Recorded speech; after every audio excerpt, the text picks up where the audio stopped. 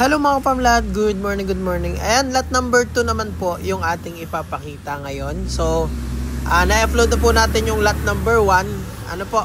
So, vlog 209. So, ngayon po, ang ipapakita naman natin yung lot number 2. So, ayan po mga ka-farmlad. Highlights pa rin ng mga feature. Ito po ay sa bayan ng San Narciso.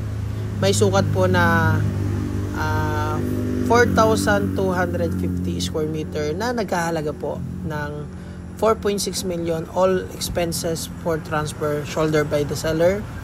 And yun, reservation lang po muna habang inaabid po ng seller ang lahat ng documents. So naka pre-selling po sa ngayon. So avail na po kayo habang mura pa mga farmland. So ayan, dako na po tayo sa mismong actual video natin ng lot number 2 mga farmland. So ayan, panoorin nyo po. So, ayan mga farmlad, start naman po tayo sa lot 2. So, ito po yung muho ng lot 2. Yan. So, ito naman po yung sakop niya. So, ito po yung buhanginan niya. So, malawak po yung shoreline din. Ayan. So, ito po yung ambience. Ito yung harap. Ayan. Overlooking mountain view. At blue po ang tubig, malinaw.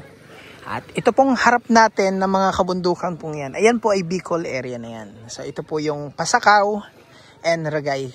Kamsur po yan. So sa dagat, ito po yung dagat po natin. Ito yung buhangin. Pinong-pino po. Yan o. Pino siya. Yan. So yan po ang buhangin niya. Napakalinaw ng tubig. Ayan. Tapos ito, mas gaganda pa to. Kakalay-kayin lang yan mga ka-farmlot. So, ito po, hanggang dito yung muhon ng lot 2. Yan. Lot 2. So, kasalukuyan pong nililinis mga ka-farmlot. Lot 2. So, ito po ang sakop nyo. Yan, sakop po yung mula dito hanggang dun po. Yan, sa may tao na yan. So, yan po, sakop po itong nyog. Yan, ito yung cottage dati dito kasi dati itong resort. Kaya kung makikita nyo yung mga nyog, may mga nakapalibot pong bato. So, yun. So, malamang possible dati, yung mga bato na yan, nandyan yan. So, kaya naging clear yan. Pinang-recrap dito. So, yun din po yung pwedeng gawin dun sa lot 1 dyan. So, ayun. Mas mag-focus po muna naman tayo sa lot 2 na to. So, yan. So, napakaganda po ng view pag nandito po kayo sa title to rin. Lot 2. Ayan. So, panalong-panalo. Napakasarap na retirement beach farm na to. Ayan, overlooking mountain view yun. So, ang ganda. Ayan, and yan. Ikutin naman natin yung part na sakop ng title 2. Ayan. So, dati po siyang, ayan. Nakikita nyo. May mga Bermuda grass. Ayan, flatland. Ito yung dating ito yung dating cottage ano. So ayan mga ka-farmlot, update ko po kayo. Ang presyo po nito ay 4.6 million na may sukat po na 4,250 square meter. Ayan.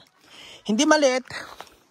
Hindi rin ganun kalakihan. Sakto lang. So, kung nasa retirement age na po kayo, tamang-tama lang yung sukat niya. Ayan, and kahit all this na po, flatland po yan. Ayan, so, yan, ito po yung mga sakop na nyog. And, yun. Ito yung bandang likuran. Ayan, flatland. Ayan, kasama na daw po itong baboy na to. Parang ayaw ng baboy. Ayan, dito po sa lot 2, yan po yung boundary niya. So, sakop po itong mga nyug na to. Then, ito pong papaya na to. Yan. Sakop nitong lot 2. Yan, papaya. Yan. And, yan. Para maganda rin mamunga mga nyug dito. Yan. May pagbubukuhan po kayo. May papaya, may sakop pong dalandan. Yan. So, yan, ito po, may dalandan siya. Parang lukban po yan. Lukban. Then, yun, may puno-puno. Ito mga ka-farmlat, may sakop na paper tree. Yan. So may alateris pa oh. Ito po paper tree, ito po may puno ng nara. Yan, may sakop po kayong gulay. Malunggay. Yan po, napakaganda ng malunggay kasi 300 diseases kayang i-prevent and pagalingin sa malunggay. Yan, napakasustansya niyan. Yun. Yan. Ito po, flatland area siya. Ito, kangkong. Yan. So, yan mga ka-farmland. Yung farmland area, ayun yung mga magsusukat natin. Yan. Sako po hanggang dun. So, ito yung nasasakupan po ng Title 2.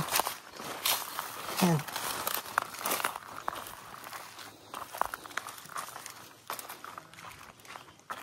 Linya po yan ng ano? Linya yan ng 2 and 1. Oo, 2 and 1. Tapos 3. Okay. So, ayan mga ka-farmlat. Ito yung pagitang mohon ng Title 2 and 1. So, malamang ito yung sakop ng mula dito. Diyan yung 1. So, tama yung video natin. Pero dito sa Title 2, ito po yung sakop. May sakop tayong saging. And ito yung flatland area. Ayan. Pag ganun. Yun, sakop pa natin to. Carabao grass po. Na flatland. Ayan.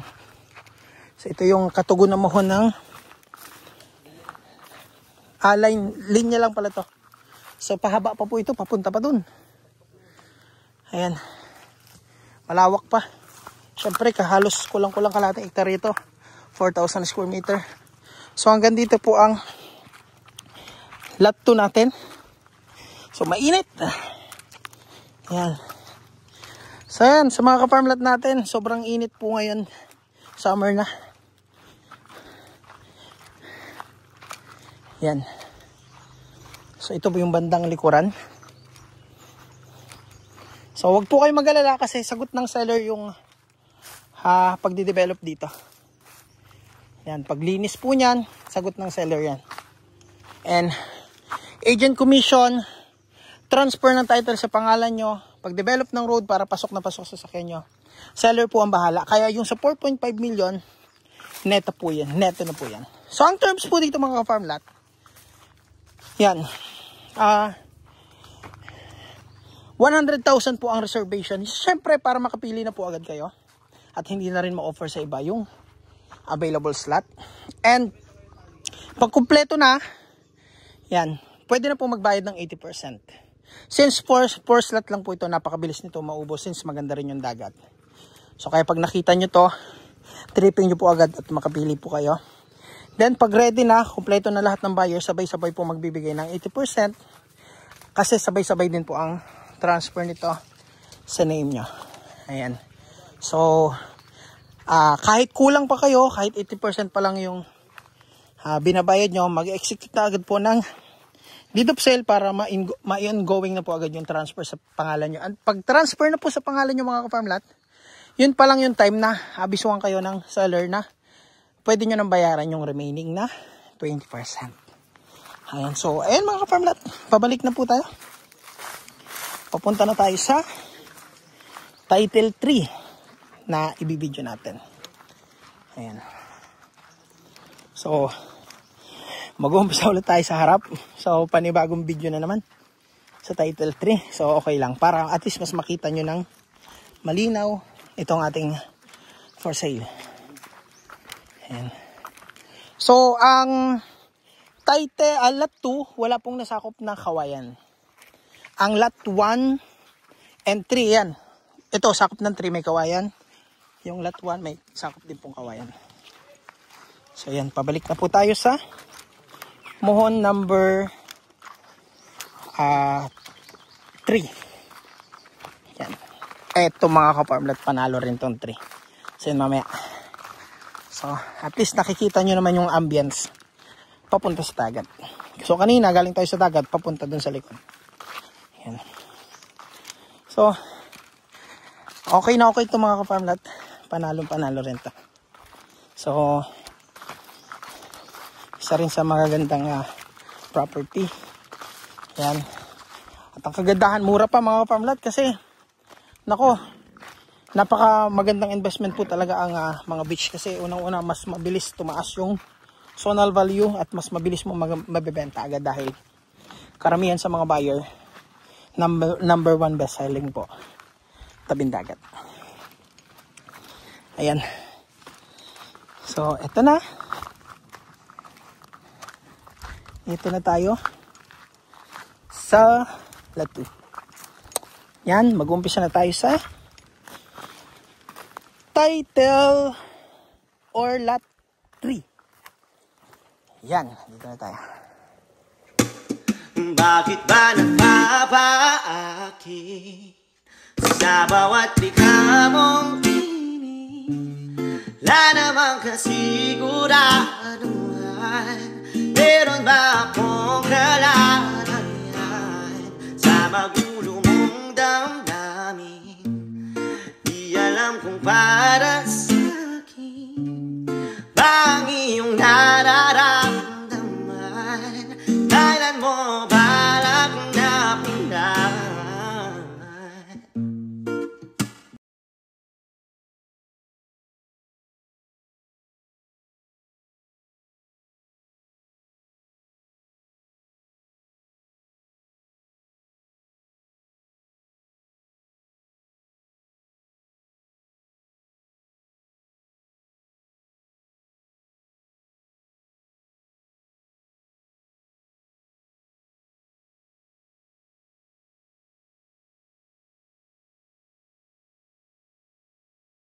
Ayun mga farmland, hanggang dito na lang yung video. Yung lot 2 po ay i-upload natin sa susunod na upload po. Ayan. Kaya yan mga farmland, sayang to, huwag nyo nang palampasin, ang ganda po niyan. Yan, isa yan sa pinakamagandang pwesto, lot 1 po. So ayan mga farmland, salamat po. Bakit ba nagpapaakit sa bawat likha mong tinig? Wala namang kasiguraduhan, meron ba akong kalalagyan sa magulo mong damdamin? Di alam kung para sa